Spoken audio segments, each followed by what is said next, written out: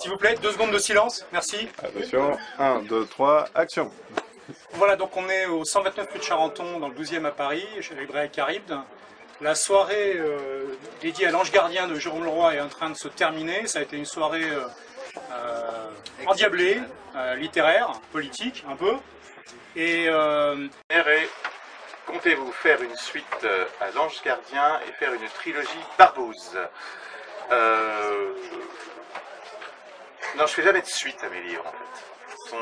Ils participent au même univers, c'est le même univers, mais on ne peut pas dire que l'un est une suite de l'autre, ou vraiment, on peut toujours essayer de retrouver des repères chronologiques, mais volontairement, je m'arrange pour que ça donne l'impression que tout se passe aujourd'hui, mais sans qu'il y ait de date précise. Donc effectivement, il est tout à fait possible qu'un autre livre vienne, qui participera du même univers et des mêmes thèmes que je peux aborder, notamment ceux de la montée des extrémismes, de la façon dont les démocraties fonctionnent de manière de plus en plus violente, alors qu'elles se prétendent démocratiques.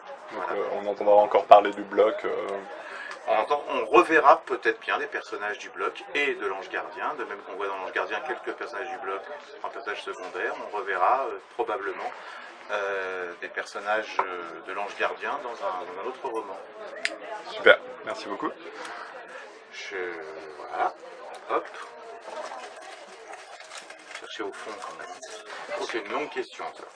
Alors, dans le bloc où l'Ange Gardien, les soldats de l'unité ou du bloc sont menacés par leur propre organisation, est-ce un utile dispositif scénaristique ou pensez-vous plutôt que ces organisations, du fait de leur nature violente, sont vouées à s'autodétruire? Alors si je resynthétise la question, c'est effectivement comment se fait-il que mes personnages font partie d'une organisation qui cherche à les détruire, en général. Et est-ce que c'est parce que les organisations sont violentes ou est-ce que parce que c'est bien pour un roman? Les deux en fait, parce que comme très souvent c'est les deux, c'est-à-dire qu'effectivement on peut constater que le propre des organisations violentes, occultes, sont d'éliminer ses propres membres sans pitié. Voilà. Et effectivement, ça fait des bons romans parce que, je l'avais dit au cours de la soirée, mes personnages un peu fétiches sont des personnages d'hommes seuls, d'êtres seuls, et c'est une espèce de solitude au carré, comme Stanko dans le bloc, que de se retrouver finalement chef de la sécurité d'un grand parti, pourchassé par ses propres hommes.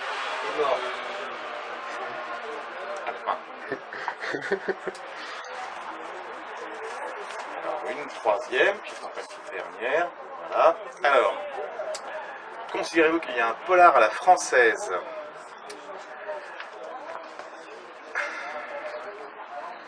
Je ne sais pas s'il y a un polar à la française, je ne sais même pas s'il y a un polar, je ne sais même pas si c'est du roman noir en fait. Pour aller vite, je pense que, très simplement, et c'est pas une pirouette, je pense qu'il y a des bons livres et des mauvais livres. Après, la classification des livres qui intéressent et des livres qui n'intéressent pas.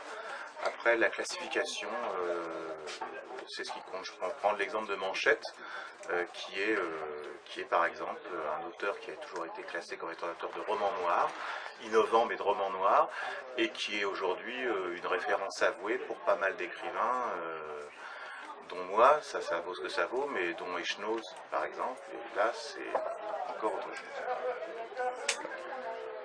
Petite dernière pour la route. The Last of the Road. Comment faites-vous pour obtenir autant de détails sur les services des brigades qui sont censées être secrètes? Eh bien, c'est tout simple, moi-même. je suis en fait, depuis des années dans le milieu littéraire, un agent des RG et maintenant des DCRI, infiltré dans le milieu littéraire. Donc, effectivement, je fais passer les messages que je désire faire passer. Ça ira ?